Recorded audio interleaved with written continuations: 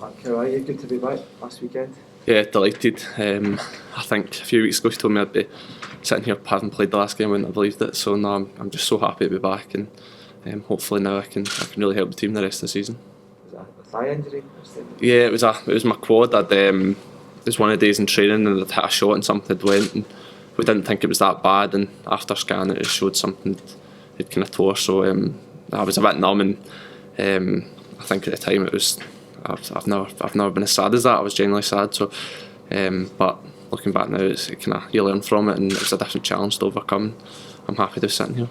Take it, the sadness was because it was the latest in a year of just terrible luck. Yeah, it was a freak year. I've never had anything like that. There was a few different setbacks, all for different reasons, and it was challenging.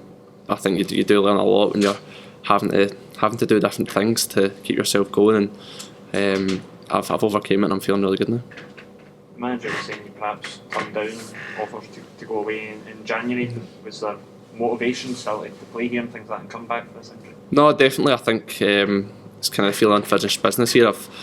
Since I've been here, I feel as I've got a lot more to give than I've maybe shown at times, and things have maybe not went as smoothly as I wanted, and I've loved playing here in front of the fans, and I feel I've got a real good chance to do something special this year, so I want to be a part of that. Was that reassuring for you that obviously you'd also been out injured for pretty much most of the manager's time here, and they still wanted you part of your plans and things like even when other clubs came calling? No, it is. Yeah, I've built up a good relationship with all the boys and the staff, and as you say, it is reassuring. It's a kind of bit of confidence that you can come in and do well for them. Has the last year taught you perhaps a different side of football than the rest of your career has, with just how freak injury wise it has been? Yeah, I've been fortunate in a sense in my career that I've not had anything kind of long term, and I think with this injury I could do a lot. I couldn't really run and couldn't kick the ball, but I could still do a lot of work in the gym, not just obviously weights, but as in bike and different leg stuff. So I did enjoy swimming, so I did enjoy the challenge that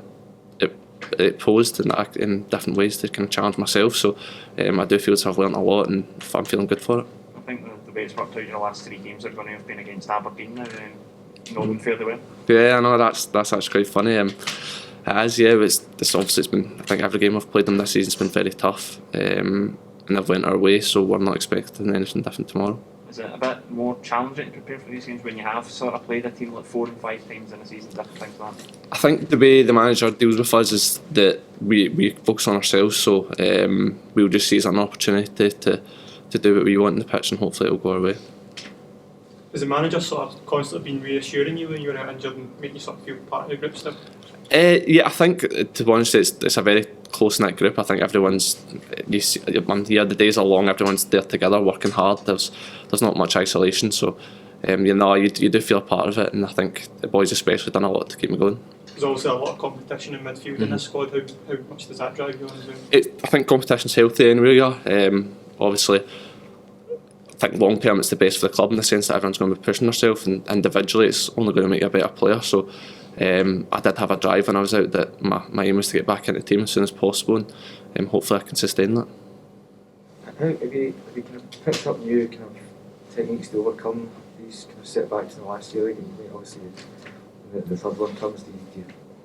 After the initial kind of blow, do you have wee things that you do now just to help you get over them? Well, I'm in the routine of coming in early and doing my mobility in the morning.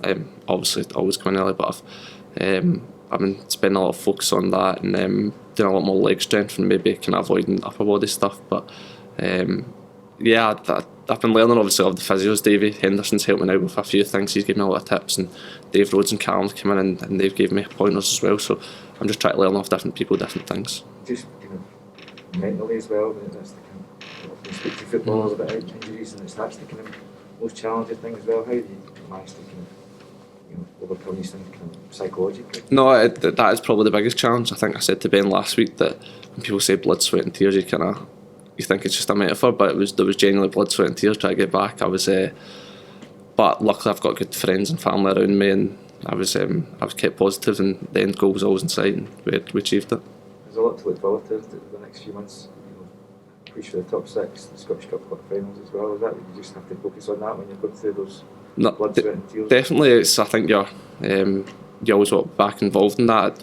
We'd kind of set a goal about February, that's when I'll be back, and worked hard to get there, and obviously there's still a big, the business end of the season's there, so as you say, there's a lot to play for and we could achieve a lot, so I was eager to be back for that and hopefully be a part of it.